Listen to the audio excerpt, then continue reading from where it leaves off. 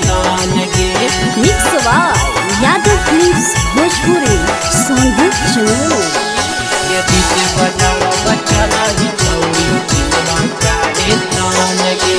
चढ़ल जवानी के लाई के छौरी घुमही कहाँ बोल गे। चढ़ल जवानी के लाई के छौरी घुमही कहाँ बोल गे। आगे बीच बाजार में चलही छौरी सिनमा काहे तान गे। आगे बीच बाजार में चलही छौरी सिनमा काहे तान गे। आगे सभे छौरा देख के तोरा कर हो सोसाइट गे। सभे छौरा देख के तोरा कर हो सोसाइट गे। आगे बीच बाजार में चलही छौरी सिनमा काहे तान गे। आगे बीच बाजार में चलही छौरी सिनमा काहे तान गे। काहे तान गे। सिनमा काहे तान गे।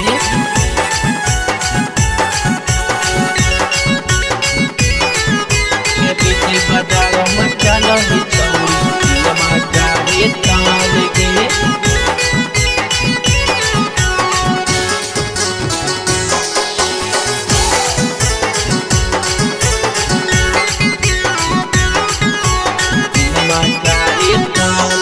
छौरी चलही बीचे बजरिया सबे छौरा के तो पे नजरिया।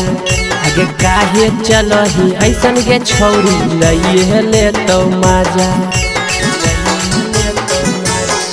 छौरी चलही बीचे बजरिया सबे छौरा के तो पे नजरिया। आगे काहे चलही ऐसन के छौरी लइए ले तो मजा। आगे तोहर सेक्सी जवनिया देखी लइए ले तो लूट गे। आगे तोहर सेक्सी जवनिया देखी लइए ले तो लूट गे।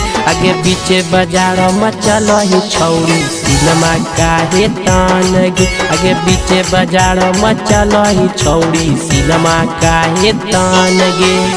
सिनमा काहे तान गे। तान गे।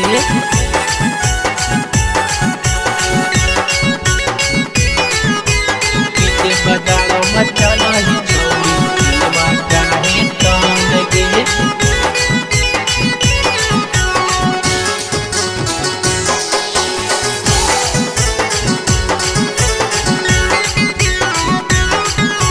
सिनमा काहे तान गे। लेटर बरज से यादव चंदन तोरा रोजे घुमाब हो लंदन। आगे हिरनी के चाल में चलही छौरी लागही बड़ी सुंदर। लागही बड़ी सुंदर। आगे बरज से राजीव चंदन तोरा रोजे घुमाब हो लंदन। आगे हिरनी के चाल में चलही छौरी लागही बड़ी सुंदर। आगे करही ऐसन काम गे छौरी हो जइबे बदनाम गे। करही ऐसन काम गे छौरी हो जइबे बदनाम गे। आगे बीचे बाजार में चलही छौरी सिनमा काहे तान गे। आगे बीचे बाजार में चलही छौरी सिनमा काहे तान गे।